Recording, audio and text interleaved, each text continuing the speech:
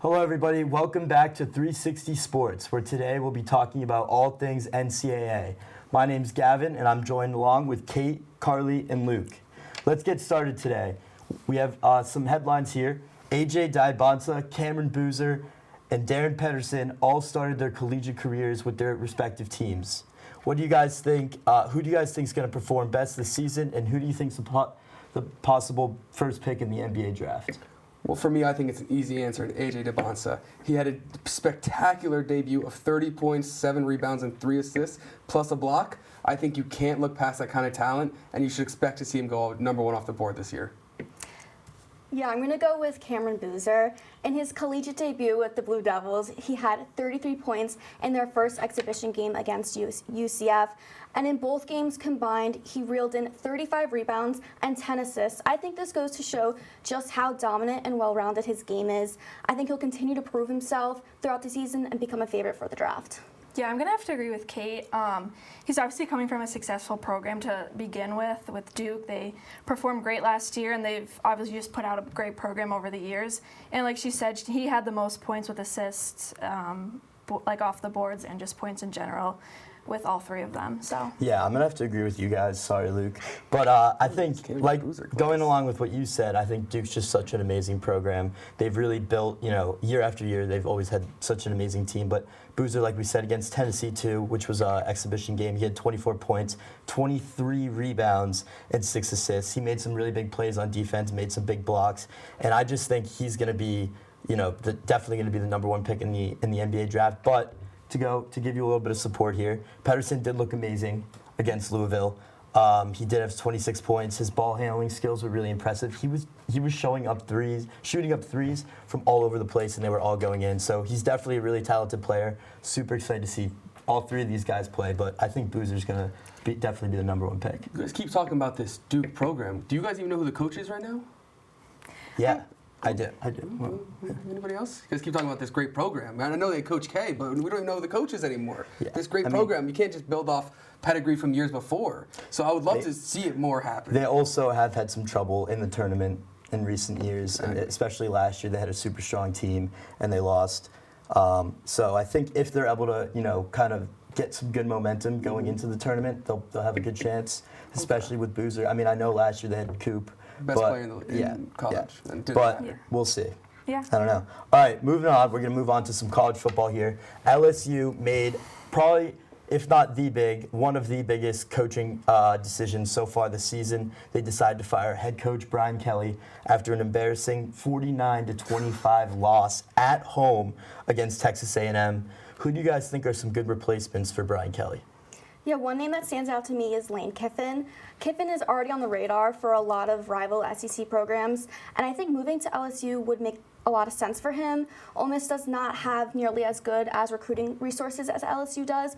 They just have a high talent recruiting area and a strong national championship history. I think his experience in the SEC does give him an edge, and I do think that LSU was lacking that kind of SEC familiarity. Brian Kelly didn't really have too much familiarity there. So I think that's where Kiffin would make a really big difference and be a good candidate. Yeah, to go off what you were saying, especially with recruiting and being familiar with the SEC, someone we're all very familiar with. I don't know, but possibility of James Franklin. He's a very good recruiter. Also, he's familiar with the SEC. He knows that conference very well, being the head coach at Vanderbilt. So he's familiar with all the tough competition. So is Lane Kiffin, like you said. He was my other option here, but I think either of those two candidates would be a really good fit. Yeah, I'm actually going to have to disagree with you on the James Franklin. I feel like Brian Kelly and James Franklin are very similar, coming from great programs like Notre Dame, Vanderbilt, and then going into Penn State and LSU, where they kind of were expected to have to bring the team to victory, championships, titles, all that stuff. They had those expectations going into this season, and they just didn't meet those expectations, obviously. I feel like LSU just won't go for him. I feel like they'll be repeating themselves by hiring James Franklin. But I do agree with Lane Kiffin. I think just having another SEC coach in there they'll definitely have him as a I also had Lane Kiffin as the top choice for this, but for my reasons, whereas I think his spread offense will fit with the LSU, just the whole vibe of LSU much better than whatever Brian Kelly had going on. Brian Kelly was so heavy on the run game that I think you get Lane Kiffin down there, you really throw the ball, you have some fun. I mean, LSU's known for what? The best receivers that we've seen in the last 10 years, 15 years. It's impossible to not get down there and have a good spread offense going. But also, I just want to say, Brian Kelly killed the kid. Thank God he got fired. That's all I have to say with that. I mean, and to go off what you guys were saying about Kiffin, he's produced top 15 teams in the country year after year the past, what is it, like 4 or 5 seasons? I mean, they've been a really dominant program. And I do really think that he'd be a good fit. But let's talk about Franklin just very quickly here for a second. If you guys don't think he's going to return to the SEC, where do you think a good spot for him would be? Virginia Tech. Virginia Tech would be good. He has Virginia Tech written all over him. 8 wins a year, mediocre but good. You know, they're going to maybe make the, I don't even know, what is it, Big 12? What are they, an ACC, Virginia Tech? Yeah, they maybe make the ACC championship once, but that's it. You know, mediocre at best. I think that's a good pick because Franklin's a really good coach, and we all know he can't win those big games, right? So I think him going to a program like Virginia Tech, where he's able to kind of get himself going a little bit, get some some experience under him there, kind of build that program up, and then see what he can do from there. I think that'd be a good option. I also like UNC. If they get rid of Bill, I think they need to get rid of Bill. I'm a Pats fan, so I think he's more of an NFL style coach. Sorry. Yeah. So I think they do need to get rid of him, and I could see Franklin being a good fit there as well. Yeah, I could see that too, just because, like you said earlier, really great at recruiting. And like he said in his interview on Game Day a few weekends ago, where he's very hungry for a few more wins and definitely a championship. So I could see him definitely going to one of those schools for sure. Yeah, I mean, I totally agree with Virginia Tech. I don't think any big SEC schools are going to take him right now. His whole thing was he couldn't beat the big teams. So I think Virginia Tech is a team that could really use him, but not a team enough where they're going to want someone that's going to take them to the... And especially they get those big opportunities to play good teams too, so he can prove himself at a team like Virginia Tech. He can go win those big games and finally show the other places that he can go coach there and maybe get a bigger job. So I think that's the best spot for him. Yeah. All right, let's move on. Penn State is officially a hockey school. Yes, sir. The men and women's team have gone a combined 17-1 so far this season. The women's team is undefeated so far, and the men's team are the national title favorites. Do you guys think that both of these teams could make a national championship run and potentially win a national championship? I think we definitely have an opportunity to win one, but I think the main thing is always going to be injuries. Can they stay healthy? Can they have a good rotation? Can the goalie stay locked in? If they can keep that going, then there's no way in hell they lose that game, I think. I think they're the best, most talented team in the nation by far. Yeah, I definitely think, winning a title or anything like that is definitely a challenge for any sport, any team. But both have been putting out great records so far this season, great records in the past. They've been building up their programs for a while now. And then not to mention, obviously, the fan base. I mean, you go to any hockey game and you get that extra positive boost, especially at a home game. And you get that courage to just go out for that title for sure. Yeah, I mean, I think the women's team for sure can win it all. Not only are they undefeated, but they've had 5 shutouts this season. I mean, their defense is just so dominant, and their consistency makes them a really great title contender. And then as for the men, I think they have a little bit of a tougher schedule moving forward, but they're in a good place right now. They're sitting at number 4 in the NCAA and at number 2 in the Big Ten, so I think this is good for them. If JJ Webush and Matt DiMarcico continue to produce like they have been, then we definitely can. Yeah, I agree with what you were saying. Charley Serrato leads the team in points with 15. He's been spectacular. We have LeBron on skates, Gavin McKenna, which when I went to a Penn State hockey game a few weeks ago, it was just incredible to watch. He's not really scoring as many goals. He only has 1 goal so far this season, but he's making passes that lead to amazing opportunities, and it's just so fun to watch him play. I do agree with what you were saying. I think moving into Big Ten play, Penn State needs to start off games a little bit faster. They've been a little bit slow. However, they have been dominant in the third period. They outscore opponents 12-4. So I think that's definitely been a strong suit so far for the Nittany Lions. But I think I need to see them play some Big Ten opponents before I really make them my national championship favorite. Obviously, I would love for that to happen. It'd be awesome. Yeah. But I think they need to start playing some big name schools, which will start this weekend with Ohio State. Ohio State this weekend. Yeah, that'll be a big one. Yeah. But I'm super excited. All right, let's have some fun with this one. in the world of college athletics, some athletes have some odd or unusual names. Let's go to the board and give some of our favorite names in college sports. Start us off. Okay, so there were a lot of different names to choose from, but I went with the realist Clark. He's a wide receiver for Kent State, and the first time I heard his name, I just thought it was the coolest name ever. I've never met anyone named Realist before. It's a really unique name, but I'd be pretty proud to have that name. Yeah, I agree. It's pretty I cool. like it. The realist Clark, you said? Yeah. It's a fire name. Yeah. All right, bringing us next. You got it, Luke? All right, coming over here next, I think the best name by far is Rocky Beers, playing outside of Colorado State. Already an amazing place to have the name Rocky, and then Rocky Beers in Colorado. I mean, that's a recipe for success. And then he already has 11 catches, 124 yards, and 3 touchdowns on the season. So not only is his name cool, but he's also balling out. It's a great pick. Yeah. Great name. And the Rocky Mountains, Yeah. Rocky Beers, come on now. Yeah, it's pretty awesome.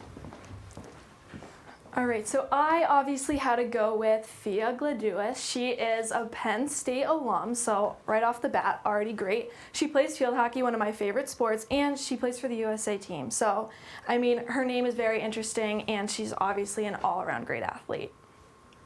Yeah. I like that. Also a Penn State alum. Yeah. Yes. There we go. All right, I'm going to go with Mobility out of Rice. Mobility started off at North Texas. He redshirted his freshman year and transferred over to Rice in 2023. He's a special teams player, and I think he's going to need a little bit more mobility if he wants to get some more playing time. But, however, inside the classroom, he's been pretty spectacular, winning three awards, 1 at North Texas and 2 at Rice. So my favorite name in college sports is Mobility. Yeah, that's a cool Yeah, one. that's a definitely interesting name. Mobility, I like Fits that. well Yeah. with football Yeah, too. definitely does. All right, so let's move on here. This week we got some pretty good matchups in college football. We got Penn State at Ohio State, which should be an interesting one. Cincinnati at Utah, and Oklahoma at Tennessee, and Vanderbilt at Texas. How do we think these games are going to turn out, and who are your favorites to win these games? Penn State, Ohio State. Oh, that's going to be a hard one to watch as a Penn State fan. I mean, definitely a big rivalry in the Big Ten. It's always been. We know Ohio State's a great team. They won the national championship last year against Notre Dame. They've been performing great this season, in the past seasons. And then not to mention all of the disadvantages that Penn State brings to this game.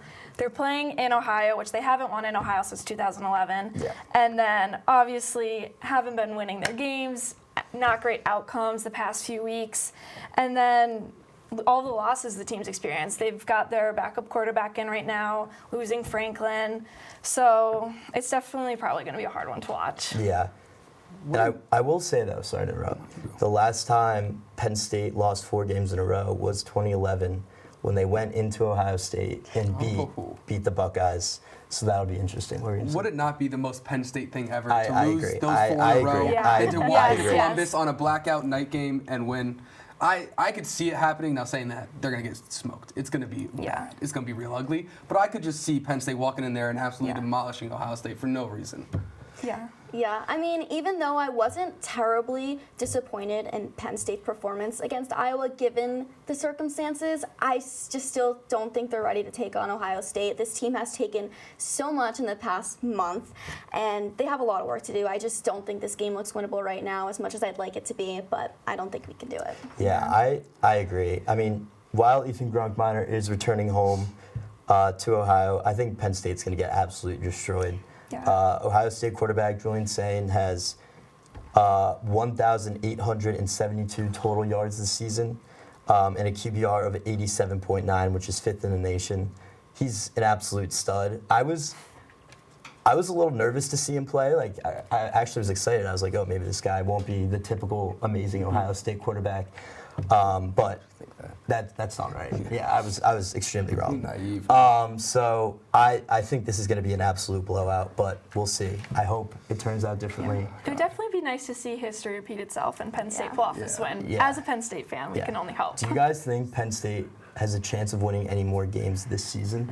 mean, we have to play the top 2 teams back-to-back weeks. I know. Yeah. I know. So It's We'll pretty see hard. how it goes. well, we're gonna play Rutgers. I mean, if we don't beat Rutgers, we got real big problems. I know. We play Michigan State on the road. I think that's a winnable game possibly. And how about the possibility of Matt Rule coming to Beaver Stadium the last weekend of the season? Yeah. With the possibility of him becoming our next head coach. Yeah. That would be super exciting, super Maybe interesting. he'll let us get a win there. Get us on the right track. Yeah, exactly. All right, let's move on to the next game. We got Cincinnati at Utah. I'm liking Utah in this game. Utah has an elite rushing attack. They're averaging about 270 yards per game. That's the 5th most in the FBS. I just don't see an area where Cincinnati's defense is going to be able to hold them and contain that kind of rush attack, and I think they run all over that team. Yeah. I mean, I'm excited to watch this game just because these two teams have never played each other before. So it'll be really cool to see how they adjust. Even though Utah does have the advantage of the home field, they've never played them. And there's only so much you can learn from studying film and all that. And it'll be interesting to see how they prepared for these games and how they play ultimately. Yeah, I think Utah has a lot of momentum coming off that win over Colorado. Yeah. That was huge, 53-7. And they're playing at home with College game day. I think that always hypes up a lot of fans. That will be a huge advantage for them. Still, Cincinnati won't be an easy opponent, but I think so Utah will have to stay sharp. Yeah, I agree with you guys. Utah, they're always good at football somehow. They're always a good football school. I remember we played them in the Rose Bowl a few years ago. They're always dominant. They had what was his name? It was his 7th year, right? 7th year, yeah. I can't remember I his forget name. it. I just Cam something, I want to say. Cam Rising, that's what it Yes. was. Yeah, he was there for forever. Really led that team, kind of got their program going. But yeah, Utah's definitely a solid team, and I think they're gonna come out on this Absolutely. one too. A Especially little bit of an upset. I think they're missing Evan Pryor, Cincinnati too, which is their leading rusher. I don't think they can just come back from that. I think they're going to get down to Haughey. They're going to get silenced by the crowd, and yeah, it's going to be over from the moment it starts. Yeah, definitely the home field advantage will help in this one. All right, let's talk about number 18 Oklahoma at number 14 Tennessee. What are our thoughts for this game? I mean, great SEC face-off here to begin with. Both teams bring so much to the table. They both have their strengths and weaknesses. Both very strong strengths and weaknesses, I think. But I think it'll be interesting to see how Oklahoma will adjust to the atmosphere of Tennessee Stadium. Even though they are an SEC team, they're used to playing SEC teams, it's always just very hard for away teams in the SEC to pull off a win. Going and playing at Neyland is no joke. Yeah. No joke. Yeah, I think this is a really important game for both teams. Oklahoma has a tough schedule moving forward. They're playing Tennessee and Alabama on the road. That's going to be really difficult for them. So a win is really necessary for them. And then Tennessee's also in a similar place. They're both at 6-2. So this is a big game for them. They're going to want to stay up in the rankings and not give up another loss. Yeah, I agree. I think this is going to be a really interesting game. Also a cool matchup. Oklahoma just joined the SEC a few years ago. True. So I don't know when was the last time they played each other, but this is a pretty cool matchup. But I agree.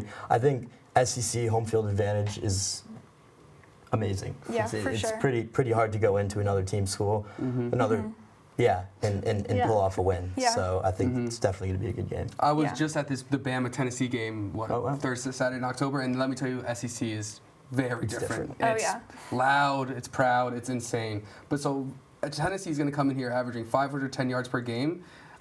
There's no way Oklahoma stops that. Their starting quarterback's still hanging on by a limb. I don't even know if his thumb is attached to his body still. I can't see a way where Oklahoma comes into Neyland Stadium with a half of a quarterback against one of the best offenses in the country and comes out with the win. I just can't see it happening. I think if they had a healthy John Mateer, this would be a bit of a different story. We saw them get off to a really hot start at the beginning of the season, and then after that injury came, it just kind of all went downhill. So I think Tennessee is definitely going to pull this one out. 3 weeks ago on that big board, John Mateer was my favorite for the Heisman. Yeah. What's going on? Yeah, things have changed. Exactly. All right, let's move on to our last matchup. Number 9 Vanderbilt at number 20 Texas. I'm done with the Vandy hype. Get him out. Kick Vandy out. Diego Pavia, go get a real job, bro. Come on. Stop with the Vandy hype. Texas by 40. Yeah, I think there's a lot to unpack with this game. I mean, I agree. with the possibility of Arch Manning being out, that's going to be a huge advantage for Vandy. But they have the momentum too, riding that 17-10 win over Mizzou. So this will be a high-stake game for Texas, and Vandy needs to hold the spot in the top 10. So Arch being out could give them momentum to secure the win. Yeah, I mean, I think this is going to be a close game. Vanderbilt also obviously has the higher ranking here, but I think that Texas is going to go into this with a lot of advantages. Hopefully, Arch Manning will be good enough to play in the game because that is probably one of their highest advantages. And they've been on a big winning streak right now. So I think that going into that, being the home team, a lot of people are probably rooting for Texas as well. So I think that they're going to go into this, and I think Texas is going to win in a close game. I agree with you. Also, we just talked about the home field advantage. Texas is at home. Vanderbilt's coming off 2 wins against big teams, big name teams. Last week it was a top 10 matchup. So I think this streak has to end eventually, right? I mean, this glory run that we've seen. I do personally like Vanderbilt. I disagree with your point. Diego Pavia is I not love him. real. No, I love him. He's you great. can't just run face to. No. Diego Pavia is amazing. No, I love him. No. But yeah, I think today Coach Sarkisian said Manning's status is up in the air. But I do think no matter what, Texas will be able to pull this one out at home. But yeah. Yeah. Yeah, Texas by 50. Yeah. Texas is smoky. You see the momentum they got after that win against Mississippi State to come back and to get that win. I think that momentum's really going to carry over, and they're going to have a real good day, real fun day with Vanderbilt. I agree. I just think it's so interesting how they were the number 1 ranked team in the country to start the season, and Penn State was number 2. Yeah. I mean, Texas is still ranked, and we're projected. They're putting it back together. Yeah, they're putting it back together. Penn State, not so much. But how has Arch Manning, who was supposed to be this amazing quarterback, Heisman, son of one of the best quarterbacks in all of the NFL, one of the better quarterbacks His in the NFL. dad's not Peyton or Eli. Well, sorry, you're right. I was about to say. You know what I mean. You know what I mean. Yes. So I just think that it's pretty crazy the fall off of these 2 teams that were supposed to be so good at the beginning of the season, and they've kind of had these not as good seasons. Yeah. All right. As soon as everyone starts paying players, it's way easier for everyone to be good. Yeah. Simple as that. It's a new world we live in here with Exactly. college football. All right, let's move on to our last segment. Several collegiate sports are heading towards the postseason. Let's wrap up by giving some of our takes and expectations for these upcoming games. What are some of our projections? I mean, going into tracking along with college football, I'm picking like Penn State football. I don't think that they're going to make it into the postseason that they were hoping to. Like you said, they started off this season highly ranked, wanting the championship, wanting that title, striving for that high goal, and they didn't do it. The past few games, starting with Oregon at the whiteout, and just going downhill from there, and now they had a little bit of an opportunity if they could bring themselves back into it, winning their last few games, and they weren't able to. And then now going into playing Ohio State, the next 2 teams that they're playing, definitely going to be a huge challenge. If they can't pull it off, I don't think that they're going to secure that spot that they wanted at all. Mm-hmm. Couldn't agree more. But I'm sorry. And so what my thoughts are is I think Stanford's women's soccer, watch out for them to win the Natty. I've seen 1-2 couple games this year. They look really good. They have a great number 10 on their team, and I wouldn't be surprised if they end up winning the Natty. Yeah. Yeah, just some more college football, but I'd have to agree with Carly. I don't think there's much more that Penn State can do, but I think moving forward we're going to have to work a lot on our team. And then as for the Big Ten, I feel like Ohio State and Indiana have just really proven themselves to be dominant in the Big Ten, so I think that'll be a really good, hopefully, Big Ten matchup for the championship game. And I'd like to see Indiana beat Ohio State. I feel like we haven't seen a lot of teams beat them, different variety of them, so I'd really like to see Indiana be a little tested a little bit more because they're not playing Ohio State in the regular season, and their toughest games were Oregon and supposed to be Penn State, but now they're looking to be favorites for that, so I would like to see Ohio State and Indiana play each other. Yeah, for sure. Yeah. Won't that be our Big Ten championship, right? Yeah. Yeah. It will. That's what I was referring to. That's what I meant. No. Just think about it. I'm gonna make an expectation or a prediction here. Ohio State is gonna win the national championship for the 2nd year in a row. Really hurts to say. Yeah, I really despise Ohio State more than Michigan, more than any other team in the country. I really don't like them. Agreed. But they're just so good. I mean, their receiving core, their defense, Caleb Downs, I was Julian. just going to say, Caleb Downs Yeah, is so he's good insane. at football. He's insane. He's the best player on that team, not Yeah. Jeremiah Smith, Yeah. not anybody else. Caleb Downs is the best football player in the country, even maybe.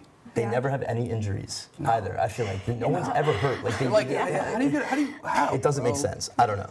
But I'm definitely going to take them to win the national championship. Do you guys have any other predictions? I mean, I think that you're right with Ohio State, but part of me wants to kind of say a little bit of Notre Dame just because they were in the championship last year. They played Ohio State. The beginning of their season was a little bit rocky. They had one or two losses, I believe, right in the beginning. But they've been playing really well lately. And I think they're really hungry for it because they were there last year and they lost against Ohio State. I think Marcus Freeman's leading them into a good Marcus area. Freeman, the new Penn State coach. Yeah, You mean I hope Marcus so. Freeman, the new Maybe Penn he State could be the new coach? Penn State coach. That would be great. As much as I love the Ohio State chant, I'm gonna have to say, Roll Tide Roll, Bama's winning the Natty. Again, okay. I got down there, I got to watch them live in person. Ty Simpson is the truth. I was not expecting it. He is the truth. That defense is legit. I see it where Kalen DeBoer? Kalen. Yeah. Kalen DeBoer gets his first Natty there. That'd be Okay. pretty awesome. Yeah. They're I don't know. They had a I tough game last weekend though, I against SC. I still hate them, Bama, just because of all that winning, Yeah, but but- I could still see them winning. Yeah. I mean, I'm not 100% in it, but I would really like to see Indiana play a lot more teams that they have, and I feel like Curt Cignetti is really getting to the point where he's killing these teams. He's not just proving that they can win in a good match, like they are really killing these teams that a lot of teams can't beat. So I'd like to see them play a few more teams and prove themselves to be really good in the Big Ten. Yeah, this Yeah. is what Penn State needs. Like Oregon, was it at Oregon? That game was Yeah, at they went Oregon, at Oregon. and they went into Oregon and they beat Oregon. Yeah. I mean that's something that Penn State fans have not been able to experience and what we need. I wish we were able to get Kirk Cignetti, but he signed that deal. 12 million a year? Was it 13 million? Yeah, absolutely nuts. Saying that, I am starting to really dislike Indiana. All this hype, all this, everyone loves Indiana. I'm starting to really hate on it, like hard too. I hate them already. But I feel like they're an underdog team, so they're easier to root for. Like, it's so much easier to root for Indiana, who came from like nothing to really build their team and their program, compared to Ohio State, who wins year after year and is always good. Yeah, Yeah. that's fair. I kind of just hate them both equally, I think. Yeah, I mean, any like team both that's stadiums dominating, just yeah. burned down. I'd be like, man, what's going to happen? I like the Notre Dame pick. They got a big game this weekend against Boston College. Yeah. That was a joke. It's a little That was a controversial. joke. It's a little Boston College absolutely sucks. They lost to UConn. UConn this Yeah, year? they did. Oh. Yeah, really bad. My dad Wow. went there, so he was very upset. But I do like that pick. Yeah, it's a little controversial, but I mean, I come from a family in Notre Dame, so it's just been in my mind. Yeah. And that's fair. from Penn State guys, they do have the best running back in the nation with Jeremiah Love. That Yeah, is also he we is witnessed really that good. last year. Yes. All right, well, that's all we got for today's show. Thank you guys all so much for tuning in, and come back tomorrow for more 360 Sports. Have a good night.